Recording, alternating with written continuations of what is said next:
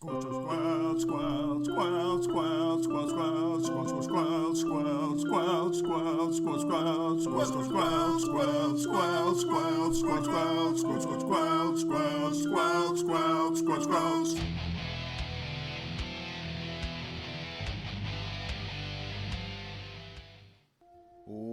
back to Squelch. I'm Dano. I'm Matt at Arms. And I'm Storm Rage. And we're here to remind everyone that Life is Strange is a game, and that games are supposed to be traumatizing. Wait, nope, sorry, let me take that again. Games are supposed to be fun. This one's a little column A, a little column B. Yeah. My voice cracked there at the beginning of the episode because apparently I'm 14. That's right. Fun and exciting. Sometimes you just gotta go back to it. Hey, so it's that time of the month, we think, where it's time to start voting on games. So we are going to announce the games we're going to vote on. This month we are voting on After Party, Darkest Dungeon, and Monster Prom. Matt, tell us about After Party. All right, so this was suggested by Steven Sensei, and according to Steam and the trailers that I've watched, you are Milo and Lola, recently deceased best buds, who suddenly find themselves staring down an eternity in HE double hockey sticks. But there's a loophole. Outdrink Satan, and he'll grant you a re-entry to Earth.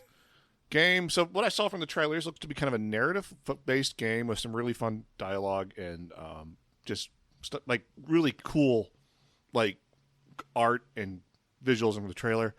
Saw maybe some drinking based mini games, like there was a beer pong bit that I saw. So it's $20, 2/3 of a Hades. So we'll see if we go with that one. It looked like fun to me. I am going with Darkest Dungeon this month. So Darkest Dungeon was suggested by someone in Discord. I didn't write it down. I'm very sorry that someone. But so Darkest Dungeon is a challenging gothic RPG about the stresses of dungeon crawling. You will lead a band of heroes on a perilous side-scrolling descent, dealing with a prodigious number of threats to their bodily health and worse, a relentless assault on their mental fortitude. 500 feet below the earth, you will not only fight unimaginable foes, but famine, disease, and the stress of the ever-encroaching dark. Darkest Dungeon focuses on the humanity and psychological vulnerability of the heroes and asks, what emotional toll does a life of adventure take? So if you don't know, Darkest Dungeon is a roguelike, like one of the OG roguelikes, like in the second wave. I'm going to call it the second wave of roguelikes. I feel like the original Rogue was the first roguelike, and then there was like the second wave. So you had Slay the Spire, Darkest Dungeon, Hades, that kind of like that really brought the genre to the forefront that it is today. The Darkest Dungeon was one of those. It is a super cool game. One of my all-time favorites. You get basically you recruit party members and then take them on dungeon crawls and level them up and gear them up, and then they die, and that's the end. There ain't no coming back. This isn't Cult of the Lamb where you can dig them up and play some more. They're just gone. It is super fun and super punishing. A lot of fun. Storm Rage, what's with Monster Prom? Monster Prom. This was suggested by Discord user StormRage23, and there's only 3 weeks left before prom, and you haven't got a date yet. And you're a monster. But that's okay, because at your high school, everyone else is too. These are the stepping stones into the world of Monster Prom, a 1 to 4 player competitive dating sim that has you thinking, I never knew I was into that. Choose your own adventure and get all the way to your special monster's heart before anyone else does. Take personality quizzes to determine your stats. Get into all kinds of funny and absurd situations to seduce your sweetheart and find out more about yourself or your friends than you ever knew. Play to your strengths to earn better rewards, discover and unlock items that boost your chances at your favorite fiends, fondness, and fight the good fight, all in the name of the one thing high schoolers dream of, not going to prom alone. Grab up to 3 friends or play by yourself, enjoy the beautiful art, the witty dialogue, and be prepared to make the hard choices, because at the end of the cruel, cutthroat world of Monster Prom, there are only 2 types of people, lovers and losers. Being a monster is hard, but getting a date to prom is even harder. Sounds like so much fun. I've played this game a bunch. It's just a fun little dating sim that is legitimately kind of hard if you want to do well in it, if you want to actually get the date that you want. But it's such a dumb, fun narrative game where we could play together or we could just play on our own. I think it'd be fun if we could find a way to play all three of us together at some point in time. Yes, But I heard that. I'm like, okay. It's not a game that you have to think of a whole lot. It's not a very mechanically complicated game. It's just a game where you get to seduce monsters, and it's also $3 on Steam right now. Nice. Darkest Dungeon's 20, I think, or 25. 25. So 3 weeks left till prom. We have 3 weeks for October's episodes. Is each week like cut like in as part of the game, or is it just like there's 3 weeks left till prom and now you play the game?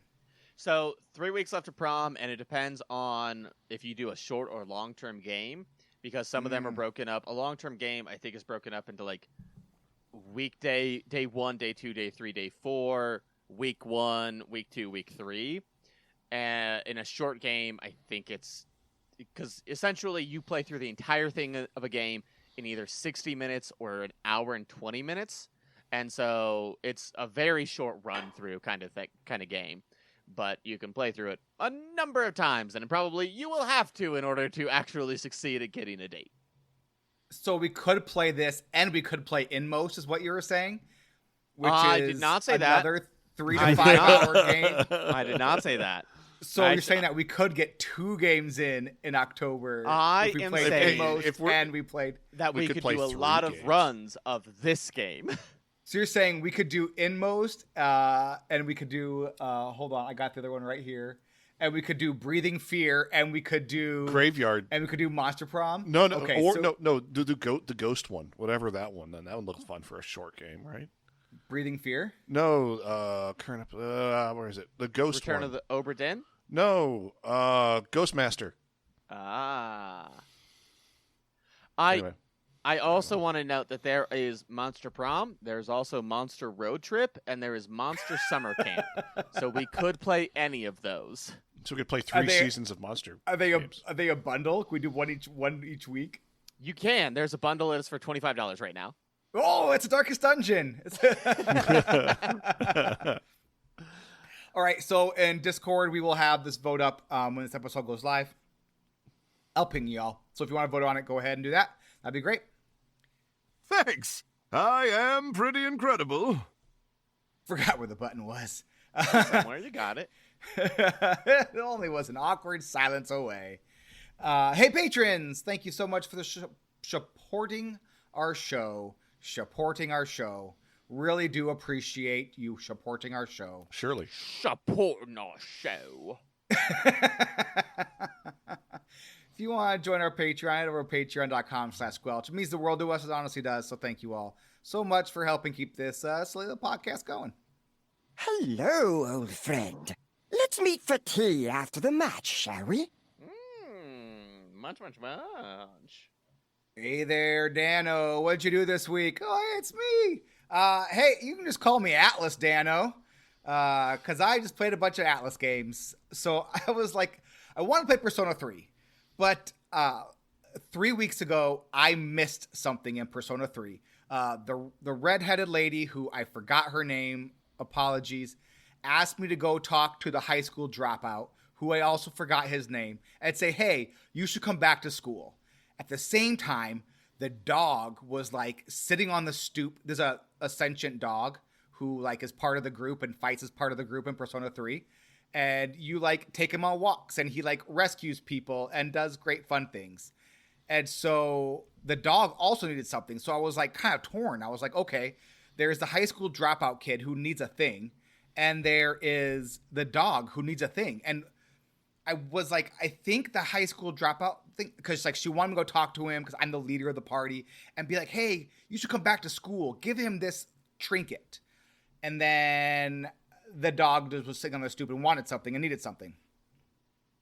And so I was like, well, which one should I do? Like, I feel like either way I'm going to blow it. I was like, well, okay, I'll save the game and I'll do one of them. And then if it ends up that I made the wrong decision, I'll go back and I'll just play from the save, and no harm, no foul. So I went to the dog because, like, you know, like you do, and I'm out with the dog. And, like, we talked to people on the stoop, and people were like, man, your dog is cool. I love your dog. I'm so happy the dog found a new home. Because, like, the dog was, like, some priest's dog, and then something happened to the priest. And so the dog was homeless for a while. And now the dog is at home again with you, and it fights monsters at midnight. Like you do. As they do, Yeah. yes. Yeah. And so I was like, okay, cool. No big deal. And so then I went and I did some, like, I think I did a dungeon run that night or something. And then came back, and then I was like, okay, I'm going to go talk to a high school dropout kid. And I couldn't. He wasn't where he was supposed to be. So I was like, shoot. So I went to play the save. I guess I saved over the save. So I have apparently missed the chance to get the high school dropout back into high school. And it is driving me bananas to the point where I'm like 65 hours into this game and I don't want to play it anymore. Every day after school, I go and check out where he's supposed to be, and he's not there. And he's part of my party and everything, so he's there. But like, and like the story is progressing, but like I can't go and talk to him about getting him back into high school. And it is driving me crazy because I know there's no way to get the good ending now. I'm sure, because I'm sure that involves getting him back into high school. And I don't want to start over because it's like 60 hours away. And so I'm like stuck at this point where I'm like, I don't know what to do. I don't want to play anymore without being able to get this guy back into high school. And it turns out this ding dang dog is always asking for stuff. Every day after school and every evening, he wants to go on a walk. He wants to hang out in the stoop. I'm like, this stinking dog is so needy. And where is the dropout? I mean, I'm just like, I did it bad. Having a dog is a big responsibility, Dano. That's what the lady said. And video games and in real life. So, unless you're prepared for that. I don't know if you can. He also likes to watch wolf documentaries, which is super cool. Who doesn't? And so I was like, you know what? I'm just gonna play Shin Megami Tensei 3 then. So I did that for a little bit, and then felt guilty about not playing Persona 3. So then I went back and played some more Persona 3 because I felt guilty about starting another giant Atlas RPG without finishing the current giant Atlas RPG I was on.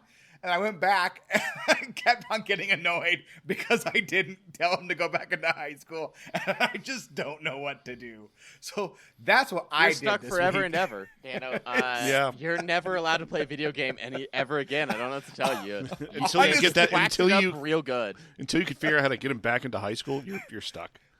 I know. And like, I've tried to Google it. And all that happened when I Googled it was a giant spoiler. And so now I know what happens to him at the end of the game. And I'm like, oh. Does he graduate high school? No, he does not. Not with that attitude. Oh, gosh. Anyway, so if anyone knows if I will get a second chance to get this kid back into high school, please let me know. If anyone has played Persona 3 or knows someone who has and did the goof that I did, please let me know if I have a second chance here, because it's driving me bananas. Storm Rage, what did you do, and what high school dropout did you hurt? None, to my knowledge. Although I did open a show that is a Midsummer Night's Dream, and maybe some high schoolers saw that and were inspired to drop out, I suppose. I hope not. That seems like a weird choice based on watching the show, because we don't talk about high school or education in any way, shape, or form. But you know what? Some people are inspired by weird things. I did do a show, and that meant that every single day I worked from 9 to 5:30, and then I had show from 6 to 11. So I was tired. That's what I played today. Played tired. And on Friday, I actually got done with work at at 4. So I had like an hour to myself. It was phenomenal. I played Helldivers. It was great. They just released a new update. It's fantastic. And then I played a little bit of Overwatch. Overwatch has a crossover event with World of Warcraft right now. where they have a couple of very, very well-designed, very cool skins that are for an obscene amount of money. There are 4 skins, and I want you guys to guess. Let's play a fun guessing game. How much do you think they cost in American dollars as a bundle that is both the original price and then the sale price? So let me tell you what's in the bundle. Okay. There are 4 premium level skins, meaning that they're not like base, they're not just like a recoloration of a different skin. So 4 skins for 4 different characters. So 1 skin apiece. There are specific highlight intros and some additional name cards, some very kind of small peripheral thing. But the main thing is 4 major skins and a couple of other small things here or there. How much do you think that it costs? Let's start with its on sale price. It is on sale. How much do you think they're selling it for? $99.99. Matt? Oh, $129. $57. Oh, okay. That's not bad. So like not So a the Ragnaros worst. then. Yes. How much do you Two think Hades. the Got quote it. unquote non-sale price is? I figure. So my guess was 3 Ragnaroses. So my guess was going to be like 180. No, I Matt? think it's like you said it was like $60 now, so I'd say about $100. But now I'm going to guess it's that's $100. Matt, so. Yeah, $160. Oh, 3 Ragnaroses! Look at how good I was. You did so good, Dano. Wow. It is out of control. It's It's out of insane. control, you all. Wow. It's out of why. And the thing is, they wouldn't do it if people weren't buying it. Yeah. 1000%. Like it is tempted me to buy it in a way that I did not expect. I don't have $60 to spend on cosmetics in a Is it- game. There's no way I'm going to do that. But it is more tempting than I was expecting. But I mean, like, Ragnaros looks cool. I mean, it's Yeah. cool, but like, yeah, but also like, why? Like, no, So no. I'm gonna Google this while you're doing it. But a streamer or somebody, or no, it was LinkedIn. A dev accidentally linked on LinkedIn how much Blizzard has made in Diablo 4, and then also people were able to math out how much they made on their macro transactions, because those ain't micro, those are macro transactions. I don't care what Yeah. anyone says, and it's a ton of money. So let me Google that real quick while Matt tells us what he did this week in Hearthstone. In Hearthstone, yeah, no Hearthstone. Oh, sorry. Yeah, no, just working. Dad was what I played a lot this week, mostly. So I didn't get a chance to play much for video games during the week. I did do a Magic I bought a Magic pre-release kit. I actually didn't get to play it. It's for Dustmourn. It's like a new horror set that's kind of set in like the 1980s-ish. Has a lot of 80s and 70s horror movie tropes. It's fun. The mechanics are cool. I'm hopefully get to draft it here or there. I did, in that vein though, I did pick up a game that came out in early access, I think this week or last week. It's called TCG Card Shop Simulator, where Aaron's you playing that. I was playing it last night and then he bought it. It's basically you own a little card shop, set your prices, you sell your packs, you open packs, you sell those singles, you set up tables for people to play. It's a little bit of Zen, running a card shop apparently. I'm enjoying it. I don't know how long it's going to hold my interest, but it's engaged me at least 3 hours so far. So I don't think I could play that game because I want to own a game shop so bad. oh yeah, 100%. That's So, why I like, bought the I game. think it would just make my heart sad that I actually don't have the skills or capital required to do it. Like, it's not like it's money holding me back. It's also the skills and ability to run a shop, Yeah. and the knowledge to run a shop. So it's all of it that I can't do. I know, but like since you don't have that and don't have the capital, you can spend $10 on Steam and buy this game and I scratch that could. itch. Honestly, and that's what that is. That's what this game is, and it's fun. I might force y'all to play it for a week, just to I could do that. Sounds like fun. yeah. All right. So how much do you all think Blizzard has made in Diablo 4 microtransactions? Oh man. 300 million. Is Matt too high or too low? He is too high. Okay. By a lot or a little?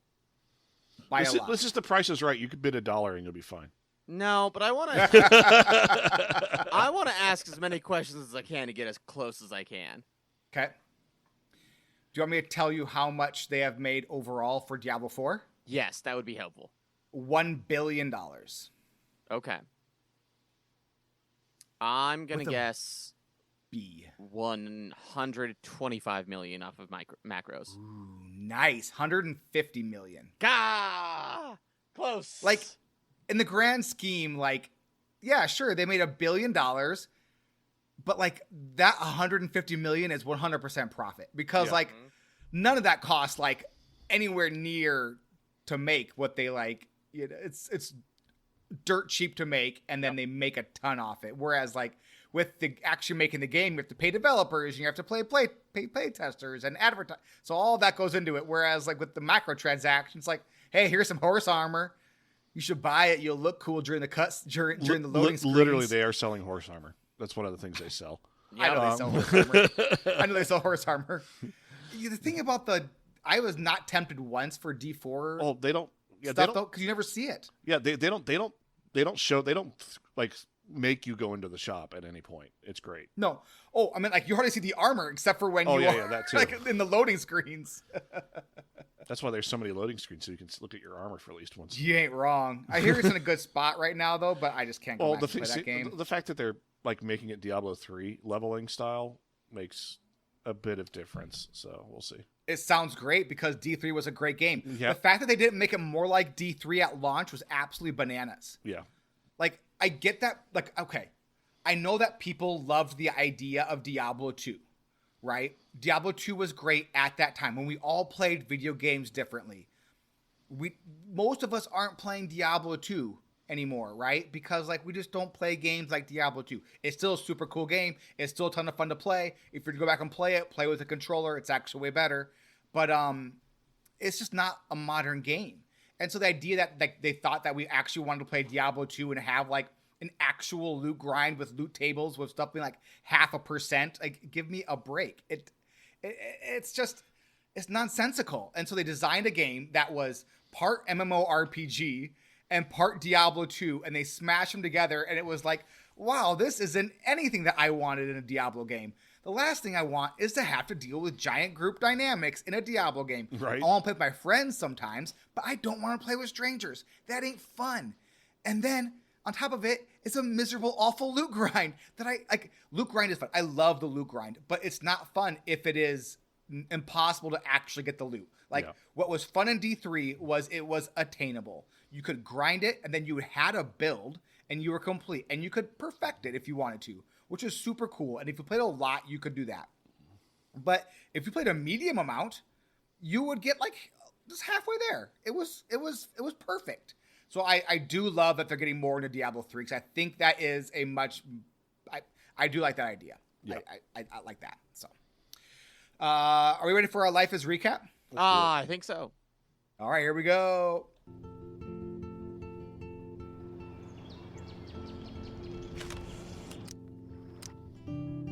In the previous episodes of Life is Strange. Whoa! It's called film Little Pieces of Time. Because Max wants everybody to see I'm how so hip she is. sick of people trying to control me! Don't ever touch me again, freak! It totally makes sense. You hella saved my life. I think it's awesome you set a tongue record on video. You're going to be sorry someday. And there she is. How are you doing, Max? Hi, Joyce. I am so sorry about William. I have great memories of him. That was his gift to us. Wonderful memories. Let's talk about your superpower. Hey, Stelma and Louise, you're my business now. That's and Rachel's bracelet. Why the f are you wearing her bracelet? You want me to cut you? Please, step back. You're kidding. Put that down. Please, get me out of here! Max! Nobody cares about me. Nobody.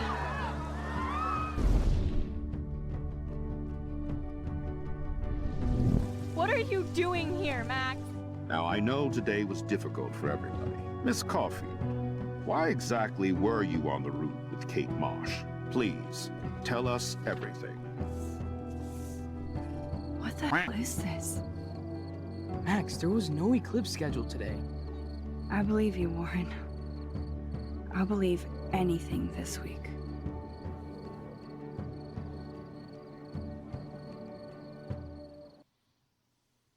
Okay, so you cannot tell me after listening to Principal What's-His-Name there basically accuse her of being a bad person for saving someone's life.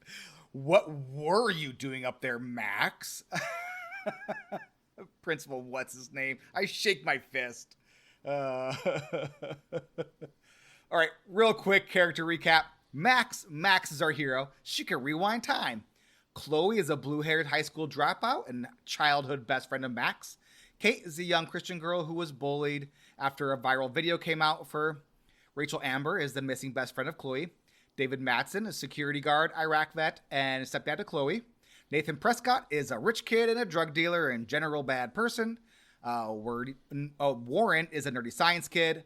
Mark Jefferson / Mr. Jefferson is the teacher, the photography teacher. Principal What's-His-Name is the principal of school and kind of a jerk. Victoria is a rich girl and bully. And then Frank, who is going to be a pretty sizable part of this episode. Frank is a drug dealer in town. Chloe owes him $5,000 or $4,000, something like that. Somewhere around there. That's a lot. Yeah, a lot of money. And he has an unknown relationship with Rachel Amber. All right, Storm Rage, do you want me to take care of the recap or you got it? I'll go ahead and take it out if you don't mind. Mm-hmm. So we begin this chapter, chapter 3, as Max wakes up in her dorm the night after Kate's attempted suicide. If you save Kate, then everyone's very somber but very reflective as you talk to a number of the girls on your dorm, and many of them, even the bullies like Victoria and Taylor, who were pretty mean to Kate in the last episode, seem to be pretty, genuinely solemn and shook about the actions and the part that they played in Kate's suicide attempt. Then you make it down to the quad, and the principal is quite intoxicated, and he's making sure the kids don't sneak out, and he's doing a pretty bad job as you sneak out, and you already know that Victoria has already snuck out, and then you sneak out onto the quad, and you see Mr. Jefferson and Victoria having a discussion about Victoria's submission to the Everyday Heroes contest. And depending, it could also include a discussion about Max getting Mr. Jefferson suspended or put on leave. And it is a very creepy conversation as Victoria very much comes on to Mr. Jefferson and talks about how nice it would be to spend time together one-on-one and how she's just the best and they need to spend more time together. And Mr. Jefferson kind of placates her for a little bit and then shuts her down pretty hard when Victoria has a very direct threat of, hey, if you don't do this, then I'm going to tell people that we did things together. And he's like, nope, not going to happen. Daniel, you looked like you wanted to say something there. Yeah, I loved walking around the dorm at night. I thought that was super cool. She wakes up and it's just like her cell phone flashlight. And then I loved, it was exactly what you would expect, right? Where so they have these little whiteboards. We might have mentioned them in the first episode, maybe not. Each kid has a whiteboard like you would in a dorm. You remember those, I'm sure, if you went to college. And where you can write stuff on the little whiteboard. And all the girls have these things to say to Kate about how much they miss her and love her and all this stuff. And it's like, man, you all are just I don't know. I got words to say. I also have words to say. From there, Max meets up with Chloe, who has stolen her stepdad's keys to the school, and the goal is to sneak into the school and get more information about everyone, because Chloe and Max both agree that there's something going on between whether it's the Prescotts, whether it's the principal, whether it's David Mattson. There's something weird going on at the school, and the best way to find that out is by finding more information. So you get the keys in, and you realize that the principal's door itself is still locked. There are no keys to the principal's door. So what do? You do what every high schooler would do. You build a mini pipe bomb, and you get some materials from the science lab. You literally blow it up, and then you rewind time after you go inside the office, and then you unlock the door now that you're inside the office, and you don't blow it up. And then from there, you get to see everyone's files, and you realize that Nathan is a real piece of work. And Nathan's father has certainly donated enough to scrub Nathan's record clean. You also find out that Chloe was a real bad student, and everyone else is, generally speaking, a pretty top-notch student, whether a little glossing over or not. Like, Victoria has a spotless record, even though she's kind of a witch, but everyone else is a pretty good student. You then find out that there is a stash of $5,000 that is dedicated to, quote, the handicap fund, and Chloe wants to take it. It's just an envelope of $5,000, and Chloe goes, hey, I can just take this, and then I can pay Frank off. At which point, this is the first major choice of this chapter, I believe. Yes. And that you can either take it or leave it. What did you guys choose? I stole that money. I also stole that money. I left it because it's the handicap fund. You don't steal from handicap fund. Well, you know what? I figure, first of all, they shouldn't need to be taking up donations for what I believe is federally law. Mandated. Yes. Yeah. Like, get out of here. You don't need a fund. You should just already support that. Yep. So the cost of the infrastructure to do that would be, but also it's like, it's also the 2000. This should have been done like years ago. Yeah. And I think that there are certain like grandfather clauses when it comes to like private schooling and like historical buildings and stuff where stuff that's already been built. Where you can't, it would be prohibitively expensive to retrofit stuff. As the engineer who has to deal with ADA on a regular basis, yes. But that's not still, this school. This school isn't lacking for money. But it might be prohibitively expensive to like put in elevators in the dorm rooms or like in the dorms or something like that. So therefore it's not, I don't know. But anyways, so that was my excuse to steal that money because I knew that she needed it. I also knew that Chloe, because in my first playthrough, I left the money and Chloe was straight up snarky about it for like the next 2 episodes, and I didn't want to deal with that. And I'm like, fine, Chloe, you win. I'm stealing the money. My thought process was $5,000 is going to do so little for any sort of handicap fund. Like, that's going to get you what? A ramp? Matt, you know this better than I do, but I'm going to guess an elevator is going to cost more than $5,000 to put into a building. Yeah, especially retrofitting an elevator. Yeah, that's a lot of money. Yeah, so you're going to need a lot more money. That's not significant, but that could change Chloe's life significantly. Yep, exactly. It's a drop in the bucket for one thing, and it solves all the problems for the other thing, right? Yeah. And so it's like, well, we're going to solve all the problems here instead of just, one little small part of the problem. Also, to your point, why is it in the desk in an envelope? It's real sketchy. Well, not in a bank account somewhere. Not even locked. It's just in a drawer. Yeah. Yep. I also thought it was super cool here that you could see both the public record of Nathan and the real record of Nathan. Yep. So you saw his 4.0. The teachers and students love and admire him. He is just everything we want in a Blackwell student. And then like the actual file, it's like a 1.7 GPA or something like that. And just like skips class and is always trouble. And I thought it was super cool. Yeah, I did too. From there, you eventually leave and you go into the swimming pool for a nice little midnight swim with your girlfriend. And they almost get caught. There's some flirtiness that may or may not happen in the pool, depending on what you choose. And then you go back to Chloe's house after avoiding getting caught and change into some old clothes of Rachel Amber's that Chloe has in her closet because you need clean clothes. Then you come up with maybe the most important decision in the entire game. Chloe dares you to kiss her. Do you kiss her? I did. Yeah. Yes. Absolutely the correct choice. It's always the correct choice. Yeah, I think so. 78% of players did, 22% did not. So that's crazy to me. There's 22% of people that didn't. It's the 22% playing it again to do it the other way. I would hope so. I mean, this is the original game. So this is every person who played the original game going back to 2007 on Steam. So 48% stole the money, 52% left the money. Wow. There you go. Yeah. Mm-hmm. Yeah. It's a fun one. I'm one of those 52%. Well, aren't you a good person? I get it. I just care about my friends, Matt. I care about my friends. It's true. What, you have a problem with that? I think he does. From there, Max then heads downstairs. What about society, man? Max snags some breakfast, and you can delete a message on the answering machine that's intended for David Madsen, the security guard and stepfather to Chloe, maybe implicating that he saw Chloe. Yes, Matt? Yeah, who deleted the message? Oh, I did. Yeah, I did. Yeah, same. Yeah. 1,000%. It's super I'm fun. not going to narc on Chloe. No. Yeah, I love that it's so fun where you can play the message. I love you play the message, and Chloe's mom isn't like, who's playing that message? She's just like, oh, the message is playing on its own. And then weird. And then she's like, Chloe, what are you getting into now? Exactly, and then yeah, you she can gets rewind time, and it's so fun.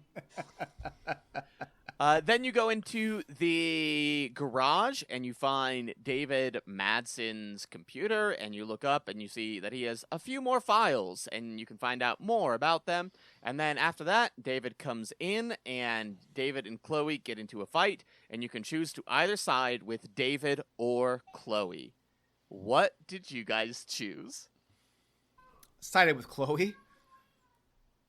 I initially sided with David just to see the reaction. Then I rewound and did Chloe. What is with you, narc? Like...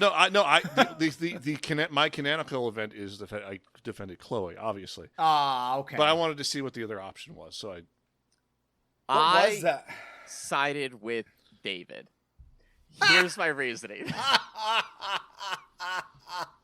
I care about friends, Daniel. I do. I care about them deeply. But when you defend David, I don't think anybody is truly in the wrong. Like, I think Chloe is legitimately a real annoying bad daughter. And I think 100%. David is also a piece of work. And I think when you side with David, that's kind of what you're saying, and I really like that response. In the other one, when you side with Chloe, it's extremely one-sided, and Joyce kicks David out of the house. And that was just like a little extreme to me. And so it was one of those where I was like, I don't want David to get kicked out of the house, because my goal in this playthrough is, 1, be Chloe's bestest partner ever, and 2, give David Madsen a redemption arc, and those two are typically diametrically opposed. But I'm going to do my best to swerve those two in together, and I don't know how it's going to go, but that's my goal. I do not hate the idea of a David Madsen redemption arc, because I generally do believe he cares. Yes. I also believe that he has no idea how to do that in an appropriate adult way. Yes. So, like, and first of all, so if you side with Chloe, like, Max goes off on him. Like, she has no business to do. I'm sorry. You are a stranger in this house. You do not get to tell somebody. It's crazy. I feel like there could have been a better way to do that in the game, because I just don't see how, like. But you're not a stranger. You've been in this house since. It's been 5 years. You're not. Like, if she had been there for the last 5 years and exploded, I'd be like, you know what? 100%. Absolutely. But you just came back into town. You don't get that much of a say in the family structure over here. Fair. It is day number 3 that you have been back. It is day number 3. Joyce literally saw you for the first time 5 years ago on Monday, friend. Nope. It was Tuesday. She didn't see you on Monday. Yeah. Chloe saw you on Monday. Joyce didn't see you till She saw you yesterday. Till Tuesday now morning. You're telling her that she should break up with her husband? Crazy. It wasn't like you chatted that much. She just came over, asked your waiter, and asked what you wanted for breakfast, and that was the chat. So I'm not. This whole scene, I feel like it's not a bad one, but I feel like it is one of the rare misses in this game where I don't feel like it played out in a believable manner. I feel like I feel like Max. They should have had Max react differently. She still could have been upset, but I feel like the way she did it needed to have been done in a different way. Then she should not have been up in his face and yelling at him. She should have been more matter of fact. Why? But you're doing this to this student and that to this student. And what do you think you're doing? How dare you do this to these people? You know, I feel like there needed to be a different tone. The tone was wrong for this scene, I felt like. Yes, I would agree with that. Yeah. After 5 playthroughs. From there, you then head down to the diner so you can go talk with Frank because you know that he knows something about Rachel Amber that you need to find out. So you go down to the diner where he's at and you go to the RV. His RV is locked. It's in the parking lot of the diner that you visited basically in every chapter. And you have to get his keys. The way that you do that is you have to talk to a cop and Nathan Prescott. It's kind of wild that Nathan's just like there and talking to you, but you do learn a little bit more about Nathan Prescott and the Prescott family. And Nathan kind of spills the beans about like, hey, my dad sucks. I hate my dad so much. Yeah. And he is not a good man and he is not a good dad.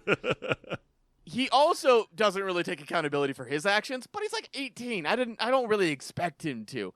And this was kind of the one moment where I was like, Nathan's very much a product of his environment right now. Because he's also a bad person. He is also a bad person. Yeah.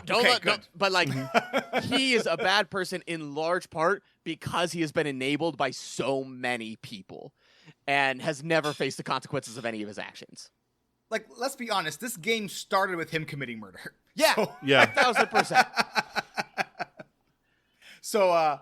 But yeah, it's also fun that he spills the beans about Rachel, Amber, and Frank. If you keep on talking to him, he's basically kind of like this. I think is one of the more because before this scene, you see him as kind of like an evil villain. Like he is. Yes, he is some like big. He's the big bad. He's the evil person. He's the one in charge. He's like the mastermind. And I feel like in this scene, if you talk to him enough, you kind of realize that no, he's like a spoiled kid. Yeah. Hates his dad and really is out of control and just a follower. Yes. And I think it's really a cool scene. If you like dive into it enough, you really get to know he's protected by the cop. You learn that in this scene. Yep. He hangs out with Frank. He hangs out with everyone. He's not really. He's also dealing and doing drugs on the side. Yeah. We learned that in this one, which we kind of already knew, kind of here or there, but it's like outright confirmed in this instance. Yeah. So, like, you kind of realize what's kind of cool about this scene is, especially in the second playthrough when you already know the story, you can so the first playthrough, I feel like I definitely didn't pick up on him being kind of like a bit of a doofus a little bit to a certain extent well, like a pawn almost. And then after the second playthrough, the third playthrough, you kind of see that, Nathan Prescott is truly a bad person and a bad kid, but like, he's just not that bright. He's just a dingus. Yeah. 100%. A dangerous dingus, which is even yes. Very, very dangerous dingus. Dringus. Sure, yeah, absolutely. From there, you eventually get Frank's keys, and you head back to the RV, and you find out that Rachel lied to Chloe about her relationship with Frank, saying that it was not romantic, that there was nothing sexual going on, and we find out, actually, there certainly was at least a little bit of both. And we see some pictures that Rachel took for and with Frank that are very much like partner pictures, not only in the like adult content, but also in like a romantic content. I can't imagine anybody wanting to take some of these pictures that are presented if you are not at least somewhat romantic with that partner. And then Rachel or Chloe is very, very upset at this. And you get the book from Frank's secret air vents. So you got his like drug dealing book. And Chloe and Max speed out of the parking lot, and Chloe is very, very upset, at which point Max looks at an old picture of Chloe, as Chloe is complaining about how all of this is her dad's fault, not David Madsen, her actual father. And here we find out more details about what happened. Yes, Dana? Can we rewind real quick? Because it was a major choice here. That you missed. So when you are breaking into the camper, you have the choice to throw the dog bone into the street or throw the dog bone into the parking lot. So that's not a choice. You throw the dog bone into the street. It is one of the major choices in this episode. If you throw the dog bone into the street, the dog gets hurt. And if you threw the dog bone into the parking lot, then it's a happy dog chewing on a dog bone. 95% of people threw the dog bone into the parking lot because they're not monsters. 5% threw it into the street. Yeah, because you learn if you rewind a bunch of conversations and get all the dialogue options, which is what I spent most of my time in this episode in that scene. You learn a lot about Frank's relationship with his dog, and it's actually very, very sweet. Really heartwarming. Yeah. Now, I also want to say something about the relationship between Rachel Amber and Frank, though. Yeah. It's not a healthy relationship. No, like, that is absolutely sure. It's presented like 95% of it is presented as this, hey, they're just kind of like people from different parts of life who found each other and like fell into something. Frank makes it seem like it was love. We don't know what it was like from Rachel Amber's point of view necessarily, but she seemed to be into him quite a bit, like she seemed driving his camper. But there is a note that you find when you're searching through his camper where it says, what you did last night was not okay. I don't care if you were on drugs. So like, there is like an abusive part to this relationship as well that I think that's pretty subtle if you're not looking for it, but is definitely there. So yeah. As we are driving down the road, as Chloe is complaining about her dad dying, and we know that her dad died 5 years ago because of a car crash. And we learn that the car crash specifically happened because her mom called and wanted a ride home from work. Her dad picked up keys, went to go pick up her mom, and on the way, got into a car crash and died. And Chloe is blaming her dad, Chloe's blaming her mom, Chloe's blaming everybody but herself. And Max is staring at this picture, and this is when, to me, when I first played through it, my spine tingled as you're focusing in on this picture, and you eventually find yourself transported in the past to when that picture was taken. And you are, in fact, on that very moment that you are about to see where Chloe's father is about to go and pick up Chloe's mom from work. And you hide his keys successfully and suggest that he take the bus. And he doesn't die. Once that happens, you are then snapped back into the present with heavy quotation marks around it. And you are back at school. And you're surrounded by the Vortex Club. Victoria calls you Maxine and is nice to you. And it's weird as heck. Nathan's there too. Nathan's like chatting to you like a friend, and like hey, it's like you're friends with Nathan and Victoria and the whole Vortex Club. Yeah. Yep. Then you walk past and you see that Warren is indeed dating somebody else and like very happily interested in her. You get on the bus, and as you're just frantically searching for Chloe, and David Mattson is the bus driver, and he doesn't know you, he doesn't acknowledge you, he just nods and you get on the bus. And you make your way over to Chloe's house. You throw open the door and you see her dad. Her dad's alive and well and still there, and everything seems to be good. He references that he hasn't seen you, and that's kind of weird because in the real time you had already seen Chloe. And then Chloe comes around, and Chloe doesn't have her blue hair. She's not a rocker. She's not a rebel. She is paralyzed and very much in bad health. She has, it is clear that she is paraplegic and is on heavy medical assistance. And when I saw this the first time, my heart went, oh no, oh no. Yeah, it's cool. So what's really fun is when you're going back in time, it shows pictures that are like being like melted, kind of like when you change the moment in the past. So the picture goes away, and then a new picture shows up. So like the one picture would go away of Chloe and being mad at her stepdad. That picture would go away, and then a picture would show up of her receiving her truck keys from her dad for her birthday. And so show how things had changed. That's the last picture you see, and then it comes back, and then you have this then the scene ends. It is crazy. This is the chapter that made me go, I get it. I need to keep playing this game. I need to figure out what is happening because time is wild. Yeah, no, that it's super fun, super great. Yeah, anything to add, Matt?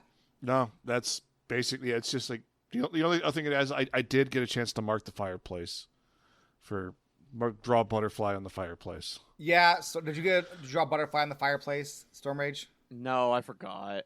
I got it. I added it on there. Did you take the picture in the past? Oh yeah. No, I was really bad. I missed a lot of things this playthrough. I got really into the story and I was like, gotta save dad, gotta save dad, gotta save dad.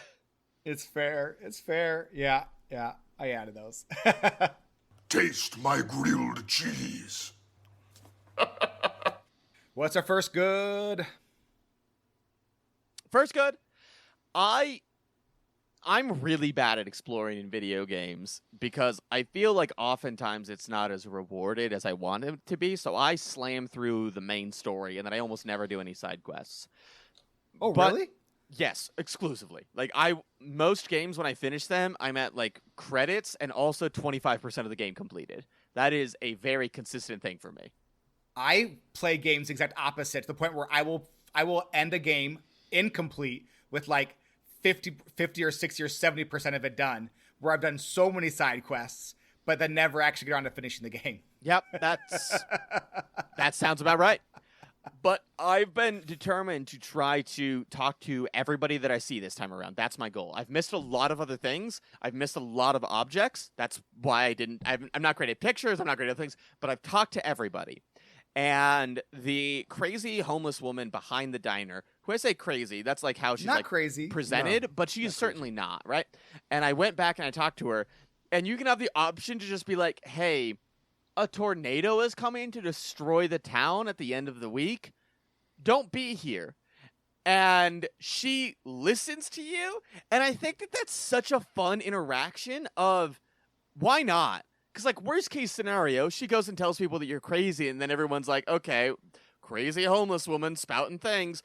Best case scenario, she listens to you, and you survive, and she survives. And it was one of those small moments that I was like, what a great choice. What a great, like, written choice. What a great reaction from everybody. And she appears to listen and take your warning to heart. Yeah, in my headcanon, she is just Max from the future. Oh. Who has got stuck back in the past. I like that headcanon. I like that a lot. Thank you. I've got the not so good, and it's a legitimate not so good this week. So the game keeps on bugging out on me on the rewinds.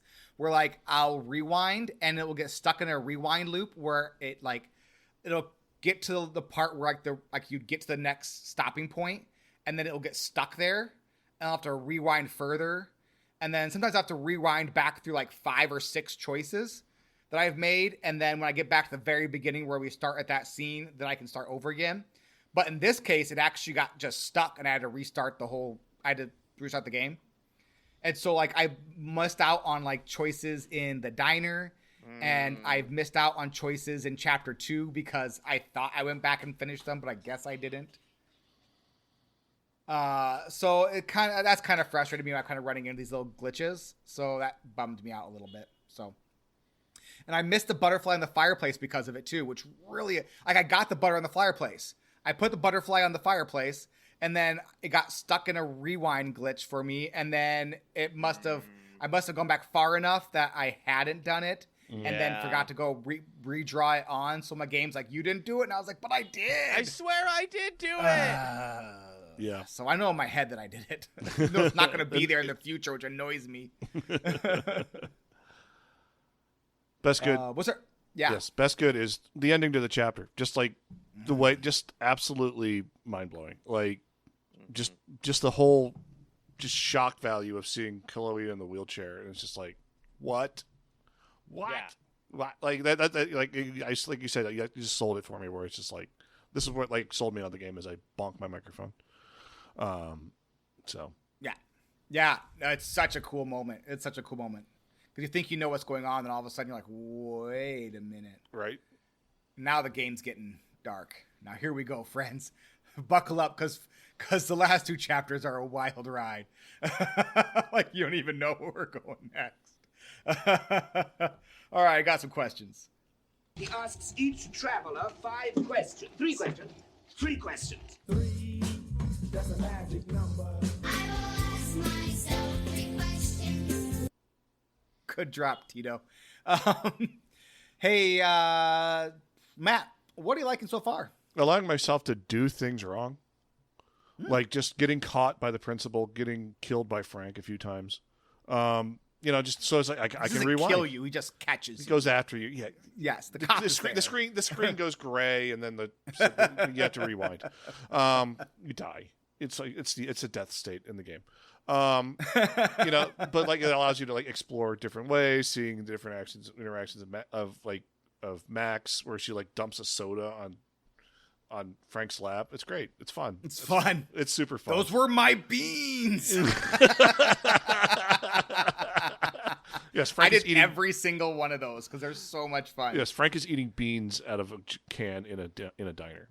I think it was like a beans on toast that's served at the diner. I'm not. Yes, I think it was. Is it beans on toast? Yes. I think it was beans on toast. Yep. It's not just like a random can of beans that I don't he know. opened to put on a plate. I mean, he might just order toast and bring his own beans because Do not believe that's what happened. I believe he ordered beans on toast with his illicit drug dealer money. Frank always pays in cash. Yes, that is true. Storm H. I just love the way that they handle time manipulation. I think that the specific moments, and then in this one, we see it kind of going back in time, and then we see the butterfly affecting, and we see that in detail later on, but it's just so good. It's so good. Dano?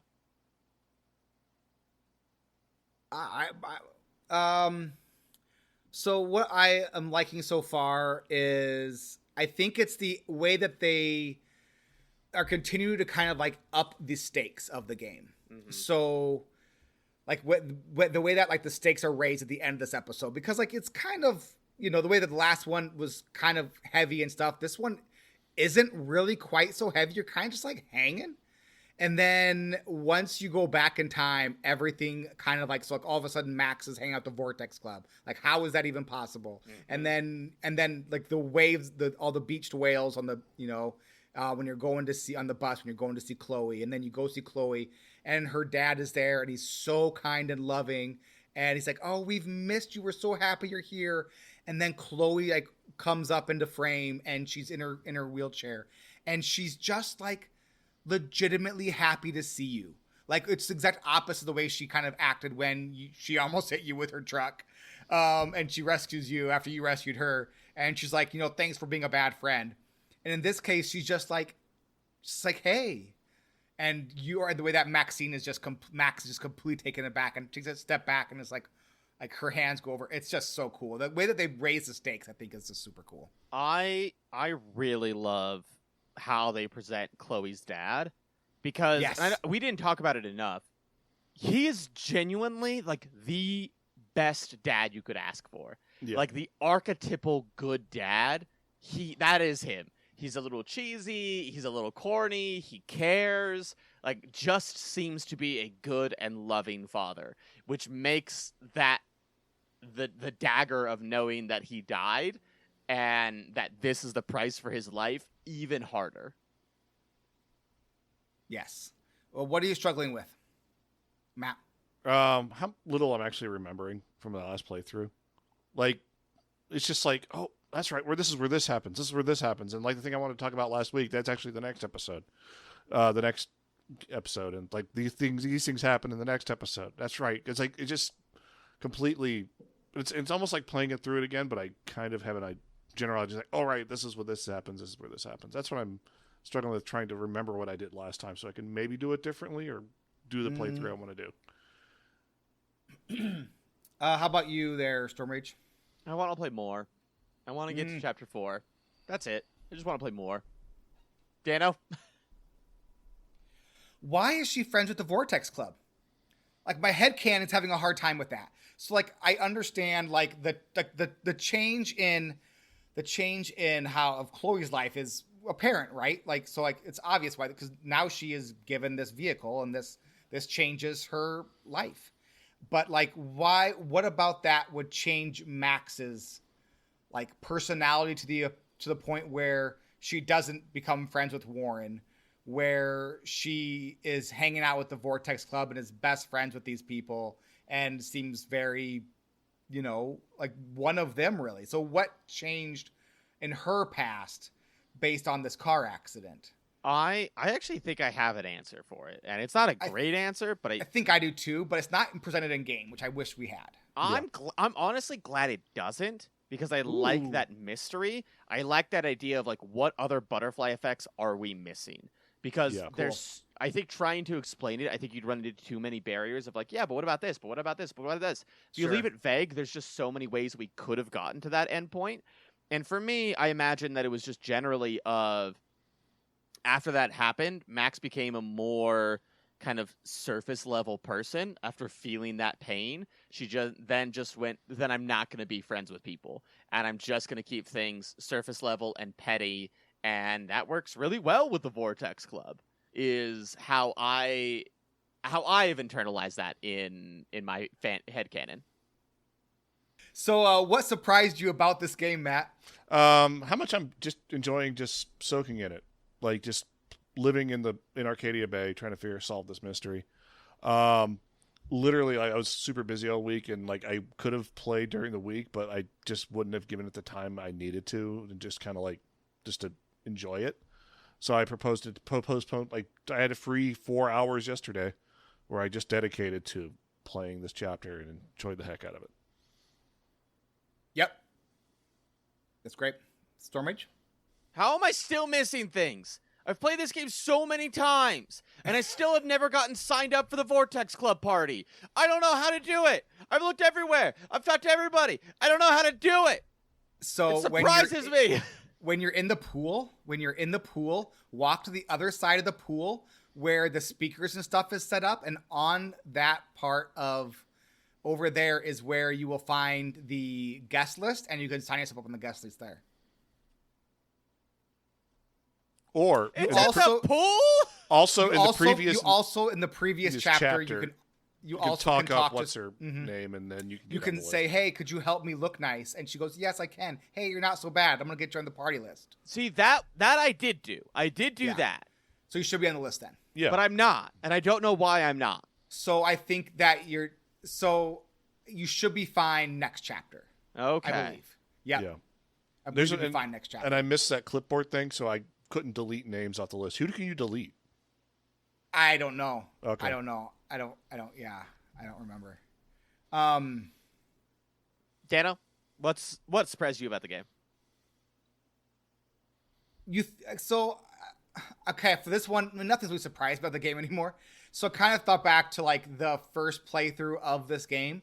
So where you think you know this game, and then you know what's going on, and you know where it's going, and then you have absolutely no idea what's going on and where this game is going. It's awesome. Yeah, the way that they keep on throwing like taking you on like these crazy curves, it's really fun. Mm-hmm. You're thinking, can I afford to buy a car like this? Huh? Am I right? Seriously, Stan, you can't afford not to buy a car like this, and I'm going to make it easy on you. Hey, Stormrage, sell this game to a friend. Going back in time is never quite as simple as it seems, but you're welcome to try. Mm-hmm. Matt? Strap in, friendos. Yeah, no kidding. To continue the roller coaster analogy I've been using the last few weeks, strap in. It gets good. It gets good now. Yeah, so how about you're the hero? But psych, maybe you're not the hero. But maybe you are the hero? But maybe you're not the hero. Yeah. But maybe you are the hero. It's a lot of fun. Hey, have we got time for... Should we do some salt here? I think we got time for some salt. Salt it. Let's get salty! All right. Hey there, Storm Rage. I'd like you to read this first bit of salt for me from Rain. Okay. It's from Rain, and 1,274 people found this review helpful. They recommend it. Bacon, omelet, or Belgian waffle. Hey, we had this discussion last week. Choose wisely. 10 out of 10. So, breakfast question for this week, because there was a breakfast question: pancakes or omelet, or bacon omelet. I think it's bacon omelet is another bacon omelet. Bacon and eggs. It's not bacon and eggs. omelet. Oh, that's Bacon right. and Yeah. eggs. Yeah, I chose bacon and eggs because bacon and eggs are a treat. Correct. I chose pancakes because pancakes are the best. Pancakes are terrible. But we should not stay on this argument yet again. What did Kerosene Kelly have to say, Matt? Step 1, try to make good decisions. Step 2, heart everything up. Step 3, try to fix everything you've screwed up. Step 4, end up a bunch of hearts, everything up and worse. 10 to 10, best real life simulator I've ever played. I will take this last one. This person has a name I'm not going to read because it's not really appropriate, but this is not recommended. 18.9 hours at time of review. That's crazy. There's so much time, and this is not recommend. Why did you play through 50 so much? No. Don't release. Don't ruin the fun. That's all coming up here. Don't worry. I'll read the review first. A tragic story of a tornado thwarted in its noble attempt to destroy a town of pretentious, paper-thin caricatures by a time-traveling Mary Sue. Life is Strange is Frankenstein's monster of Tumblr/pop nerd culture references and horrendous dialogue designed to appeal to an audience that doesn't exist. Worse than 4 Hiroshimas or at least 2/3 of Mickey Flanagan, Life is Pain presents a world populated almost entirely by unlikable hipster stereotypes and then gives you the ability to reverse time so you can hear through their banal lines again, rather than say destroy time altogether. If you like cringe-inducing dialogue, nerd references in place of character depth, and milquetoast white guy with acoustic guitar music, then die. First of all, it's milquetoast. Milquetoast is a word. It's not milk toast. But anyways, so this person had played 18.9 hours at time of review. So I went to how long does it take to play this game? So Life is Strange, main story is 14 hours. Main plus sides, 16.5 hours. Completion is 18.5 hours. Storm Rage. So at time of review, this person played 19 hours.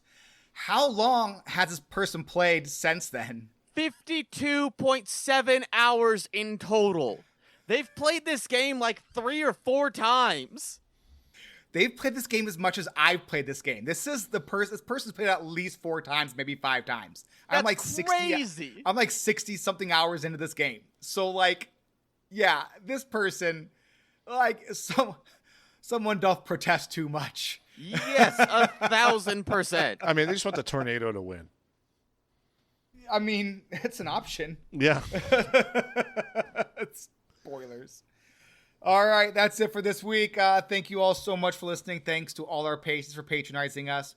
Special thank you to our producers and best friends forever, Baximus and RidiculousHat. You can find all our socials, media, and content information. The pinned comment on our Patreon page over at patreon.com/squelch. And games aren't supposed to be... reverse that. Games are supposed to be fun. Yeah, rewind that time, baby.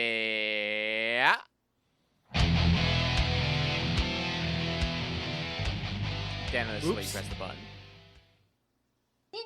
Press the button. Show. Everybody fight! There we go. Good job, Dana. Thank you.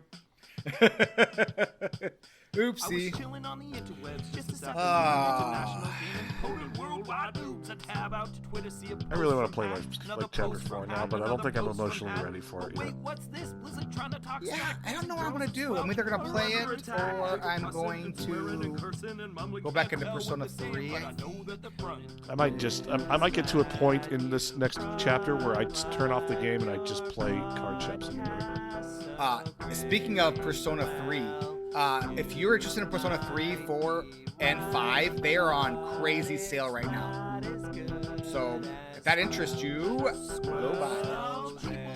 I really love the concept from a conversational standpoint of saying something and then going, speaking of this, blah, blah, blah, blah. And I'm like, hey, God, I had McDonald's for lunch, and it's really good. Speaking of McDonald's, if you're interested in McDonald's, I've got a promo code for 50% off. That was exactly what just happened there, Dano, and it was brilliant. Well, I just know because 4 and 5 are sitting in my cart, but I was going to buy them, but I wanted to get groceries first to see what groceries were going to cost. Groceries are and important. so I went and bought groceries, and then I was like, okay, cool. I should have plenty of money to go buy Persona 4 and 5. And then on the way out the door, there was a Boy Scout selling popcorn. And he was super cute, a super cute little kid, probably like kindergarten, first grade, something like that. And I was like, all right, I'll buy a bag of popcorn from a kid that I'm not going to eat. You know, I can do that. So I'm like, yeah, I'll buy this bag of popcorn right here, bud. And at that point, I see the price. I'm out. Do you know how much it costs to get a bag of popcorn, regular size bag of popcorn from the Boy Scouts? Guess. Even Blizzard isn't this greedy. Guess. $30. $25. $25 for $25. I mean, $25. As a former Boy Scout, I used to hate selling popcorn. That was like the worst because like nobody ever bought it because you know why? Because the Girl Scouts have cookies. Yeah, and they cost $5 or $6. And they cost $5 a box. Okay. So now every time I walk by another Boy Scout at that girl, I'm like, no, sorry, I already have a bag at home. Like I can't. Like I would have bought a bag every single time I walk by the Boy Scouts every week to just kind of support them, you know, and to support the kids and that kind of stuff. I support little kids trying to be, you know, do their thing, right? And so, but not for $25. $25 for a bag of like mediocre popcorn. Yeah, that's insane. It was fine. It's fine popcorn, but it's half air. Like it's a big bag of pop. It's like it's a normal size bag of popcorn, not even a large bag of popcorn. No.